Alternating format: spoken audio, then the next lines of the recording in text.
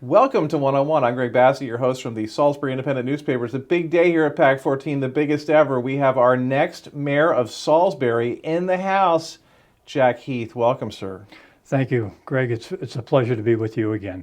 Well, congratulations on being elevated to mayor. Tell us your story. How did all this happen? Well, last Monday night, the mayor asked me to come into the office and said, I've got some news for you. And he told me about his pending appointment and said to me that he was going to nominate me, if it was all right, to be the next mayor. And I said, well, yeah, so let me check. I'd like to check with my wife, but thank you very much for the honor. And it is an honor. So I went home, talked to my wife, and that was the story. And she said, that's great. Do what you need to do. And she's always supported me after 53 years. She's been right by my side. So that's how it began. And since then, it's been like a whirlwind. So Jake Day, our mayor, has been appointed Secretary of Housing and Community Development for the state of Maryland. He's going to be on the new Governor Wes Moore's cabinet, a job ideally suited for him. Oh, perfect. But he sort of had a succession plan in his mind when he took this? I think he did. And I didn't expect it necessarily to be me, but I know he's that kind of a guy where he knows what's happening and what needs to get done. Now, he sang a lot of your praises, former CEO in the business community. You're an engineer, former CEO in a nonprofit here in Salisbury. You've been here a long time. You know everyone. Everyone seems to like you, which is always helpful. Yes. Been on the council for 8 years. When the mayor was on deployment, you were basically the mayor with Julia Glantz running the city. So is it going to be like that, or is it going to be different? No, well, it's going to have to be different in terms of relationships. But I will tell you this, I look at it, and I thought about this a lot. It's not the next phase in a new beginning. It's really a new chapter in the story that's already on its way and been built. And I will also tell you one thing, and this is a serious note, is that the only reason I accepted the position is because of the team that's in place. And when I say the team, because it's not just the team in the city, which has got an outstanding cast, but it's also the city council. When I first got on, I remember the interview when I was running, and I said that the one thing that I wanted to do was bring civility to the council. It takes people to do that. And it wasn't me that made it that way. It was the council that made it that way. And we've been running fairly smoothly for the last 8 years. And we've had some changes during the 8 years. We have 3 different people that have left, and we didn't skip a beat, which is great. Yeah, and there's a lot of respect on that council is what I see. There is. And people think that we agree on everything. Well, if you come to the work session, you'll find out we don't agree on everything. And we have some discussions. The key to it is we do it respectfully. And we did it respectfully.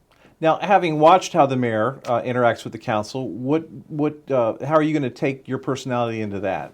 Well, everybody's different. I'm a quiet most of the time until I need to say something. But in terms of the council, they know me, I know them. So I don't see a big transition there. In terms of the way that the mayor operates, my philosophy is very simple, and I've used it all my career, no matter what size company, whether it was profit or for nonprofit. Always surround yourself with the best people you can. And then the job is to provide them the resources they need when they need it. And the last one is get the heck out of the way and let them do their jobs. And not saying that I don't believe in dashboards, accountability, because I do. But I don't think that's going to be an issue because a lot of the things that I believe in are already in place. So it should be a pretty simple transition. We were on a Zoom call today with Senator Cardin in Washington talking about some federal funding for the county. And it was mentioned that Dr. Hoy is leaving Warwick and the Mayor Day is leaving Salisbury. Right. And he said those are a lot of big shoes to fill for the Yep. leadership down there. Yep. How do you feel about filling big shoes? I don't fear it. I think I'm prepared. I'm not sure that a person coming off the street would necessarily have the ability right away. They may over time do that. But I think it's important that the things that I've learned, first of all, I know all the people. It was funny because I went down to the engineering department this morning on my way in to say good morning and how everybody, and I knew all of them. So that part of it's pretty simple. And I know the procedures. So I don't think there's going to be any shock, put it that way. And I'm actually having fun, believe it or not. It's been a couple of days, but I'm enjoying it.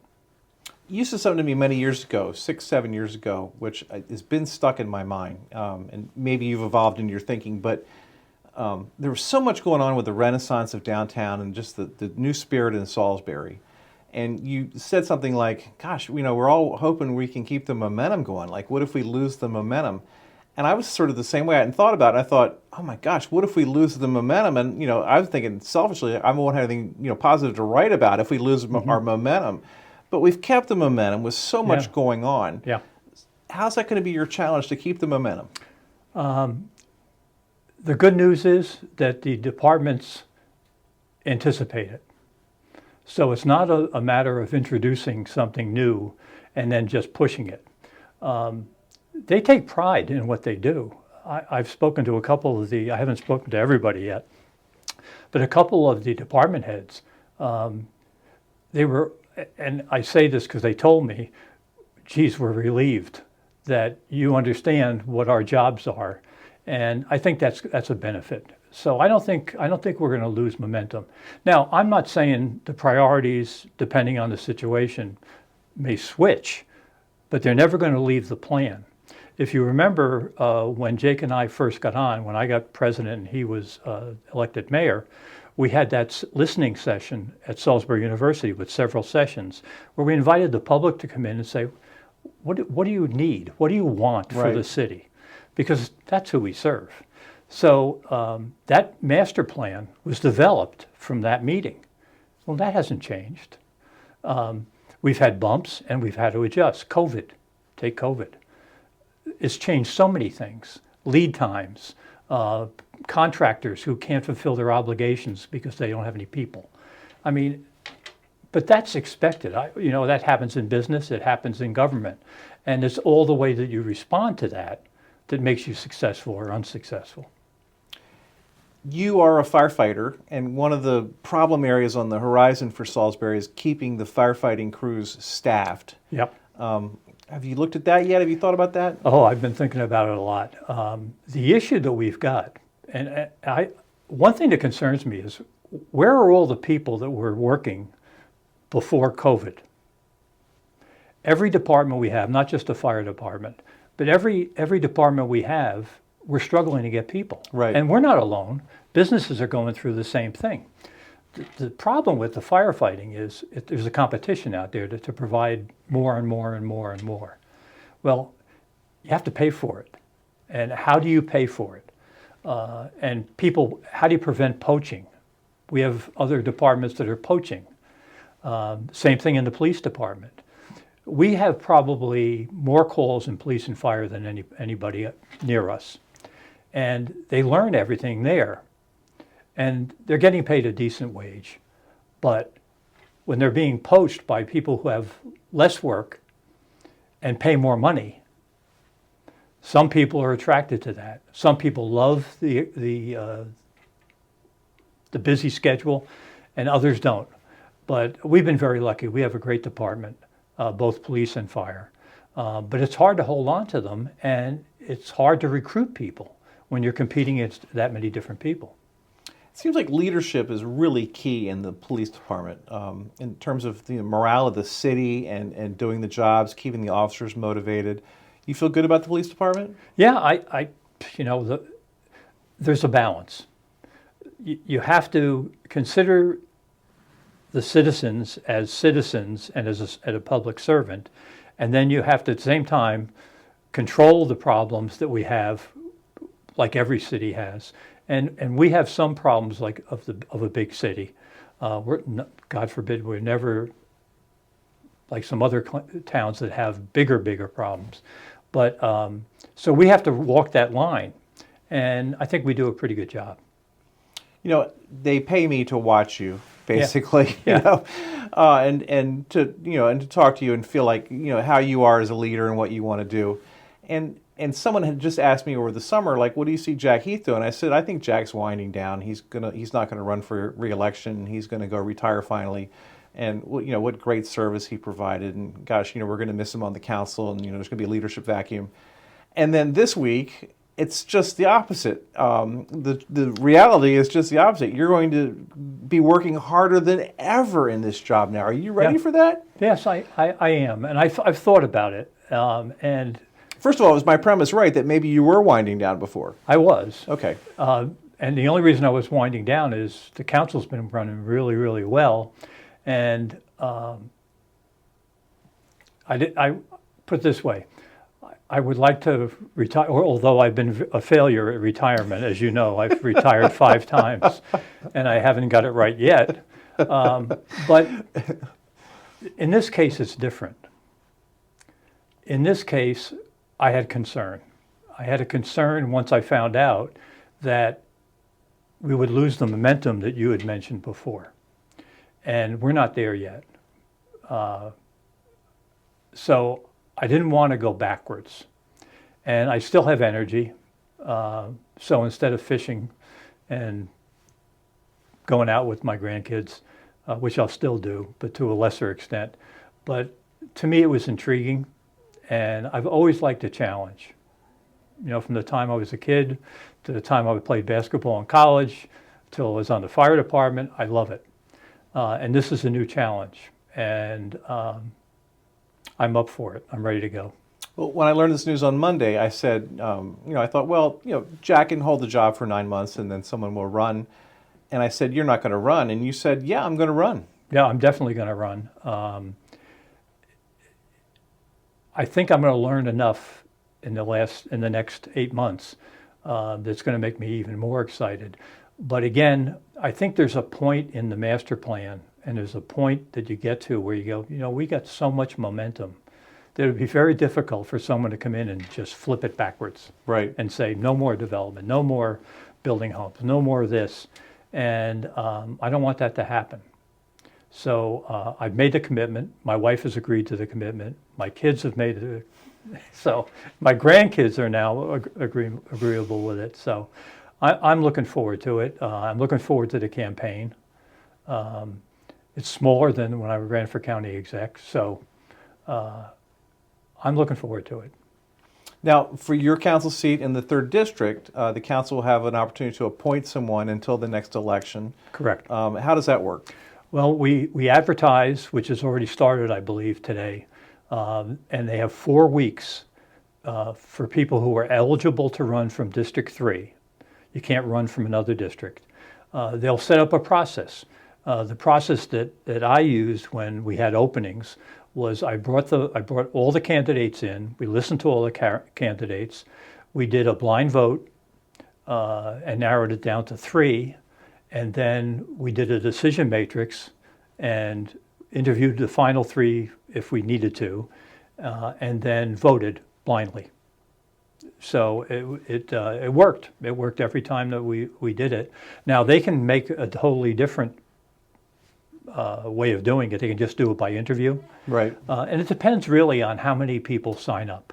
Right. And District 3 is a very active area. Yeah, it's the classic heart of Salisbury. The neighborhoods around SU, and yep. It's what you think of when you think of a residential Salisbury. Yeah, and the because we redid the districts by the GIS to make it smooth, we now have 3 minority districts and 2 majority districts. Right. And they've changed a little bit of the configuration. It's not a major change, but I've lost a couple of streets and picked up a couple of streets someplace else, and it seems to be working very well. Now you've stepped down as the city council president. Correct. You're going to be a council member. Muir Boda is your successor. How are you feeling about Muir? He's been there the whole time, and he's we're a lot alike but different. he really is in tune to the detail. Not that I'm not in tune Right. to the detail, but he and I talk all the time, and he runs the meetings when I'm not there, and it's worked out really, really well. But the council people, the other council people, they are so. I think, and I'll make a statement. I believe that the group of people that we have care more about the citizens than anybody else could. It's just they're good people. Yeah, I think they have that mission of They do. serving the citizens every day. I don't see a big ego parade there at all. No, not at all. Not at all.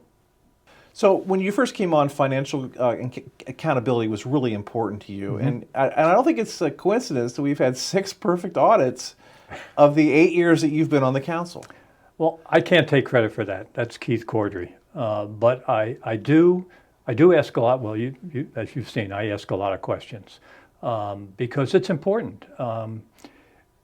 Everything that we do on the council, everything that we approve,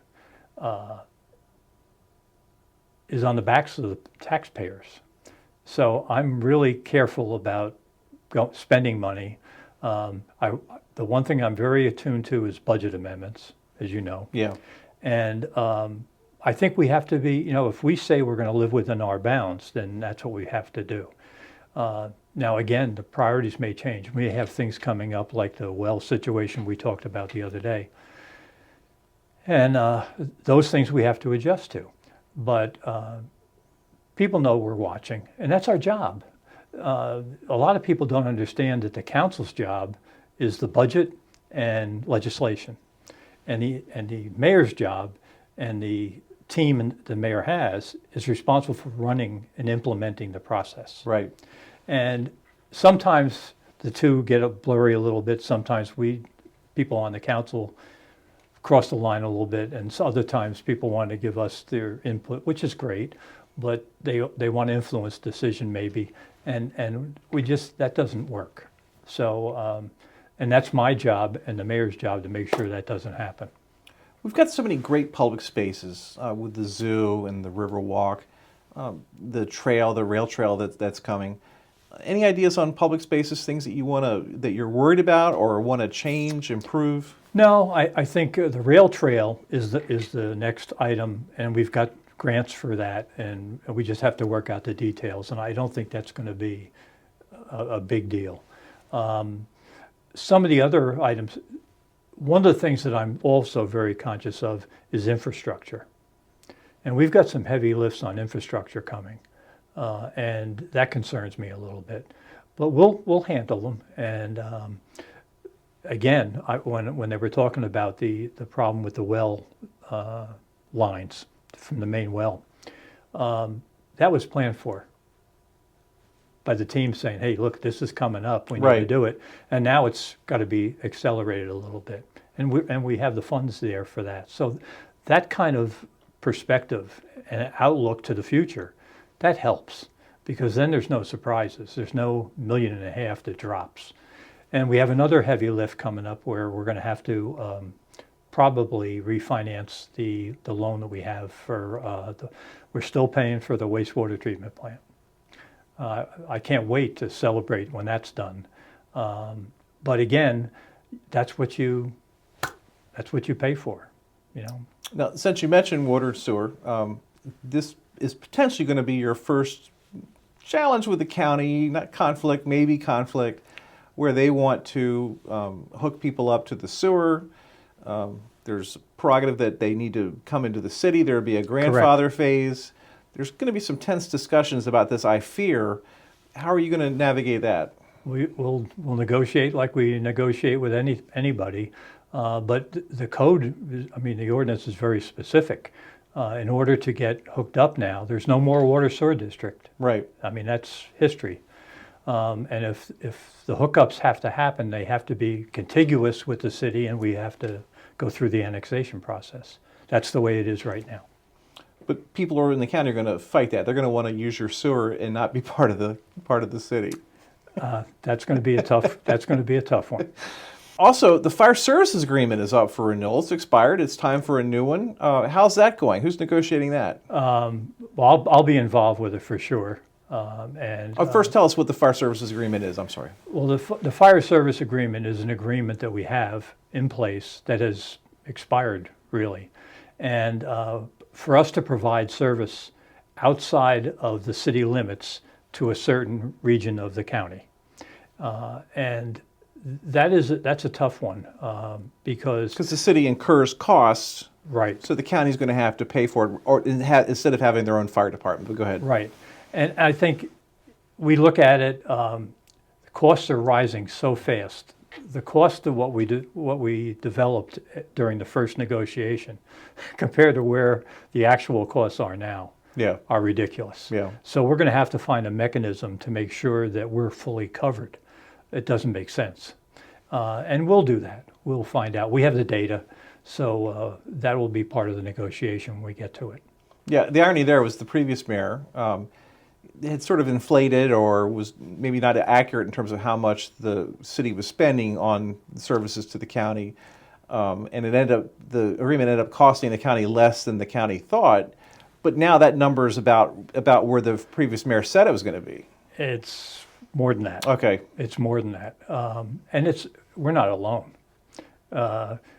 Somebody was telling us today that we had ordered a piece of equipment, and we used to pay, let's say, $275,000, and now it's $340,000 for the same piece of equipment. Yeah, like a new ladder truck's $1 million or something like that.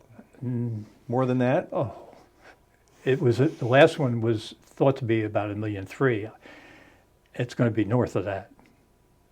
So, I mean, it's hard. Yeah, that's a heavy burden. Oh, yeah. And rescue trucks, engines. I mean, they're not, with the amount of runs we have, we're going to break every record this year for calls. Now, new county executive, kind of a new attitude over there on that side of the building. How do you feel about working with the county? Historically, there's been some tensions between the city and the county. Yeah, I always go in with a positive attitude. Now, we haven't had time to sit down and talk. That's one of the things we're going to have to do. But I don't see any issues based on what I've heard, and we'll just have to see where it goes. But until you sit across from somebody and look in their eye, it's hard to tell what's going to happen. But from my end, I'm willing to talk about everything. So. And you've had rapport with the county council all along. Oh yeah.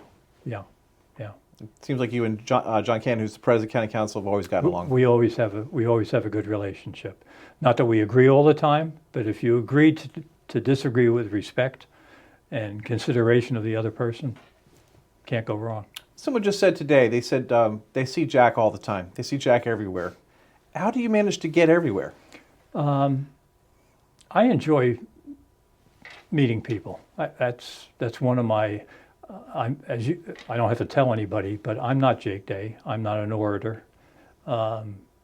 He could sell ice cubes to Eskimos. He could make anyone charge a wall. Yeah, he could. I would charge a hill for that guy. And I'm not that guy. I have to, and I don't know how to do it any other way. So I'm going to be myself no matter what happens. Now, every morning you hold court over at the bagel place. Are you going to still go do that? I'm still going to do that. Actually, I was there this morning, and I had 3 people come up with issues that were on their mind. And a lot of people, actually a couple of people stood up and went, and I said, sit down, because they were playing a joke on me. So some of my closer friends there. But yeah, I'm there mostly every morning. You call it your other office, or it's my only office. Your only it office. Was my only office. Yeah. Yep. So if anyone wants to confront you or bring their problems, you're going to be there most times. Yep. Around 7:30. Yeah, that's awesome. Yeah. Now, Jake also, if you've ever been in the mayor's office, has the big blueprint on the whiteboard in there. Yes. So you can see the future, present, and past of the city. Yeah. Are you going to keep that board? Absolutely. Absolutely. That way everyone knows what the plan is. Yes. Yeah. I'm an engineer, so my printing is more of engineering graphics. He's sort of the way he talks is the way he writes, so that'll change. but the look will change, but the materials will be the same. Do you want people to reach out to you? Sure, absolutely. The best way to get a hold of me, seriously, is go through Donna Haig. Donna Haig in the city office? Yeah, when you call, you'll get Donna. Right. And then I will get back to you. He's Jack Heath. He's about to become our new mayor in Salisbury. We are wishing him the best. Big shoes to fill. No doubt he's going to do great. Jack, thanks so much for coming in and reassuring us as we go through this leadership transition. Thank you. As always, thank you. It's a pleasure to come here. And thank you. Thank you. I'm Greg Bassett from the Salisbury Independent newspaper. Another edition of 101 right here on PAC 14.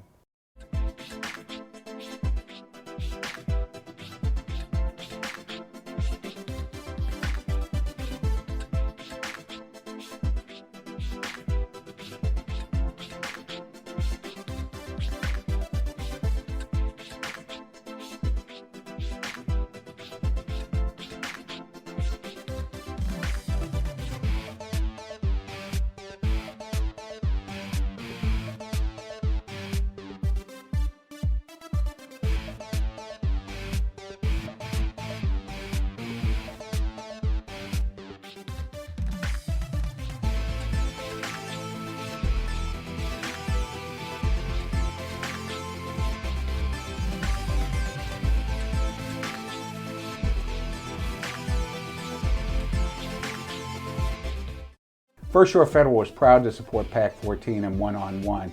We'd encourage every business to support PAC 14 and pick a program and support it, and let's make a difference.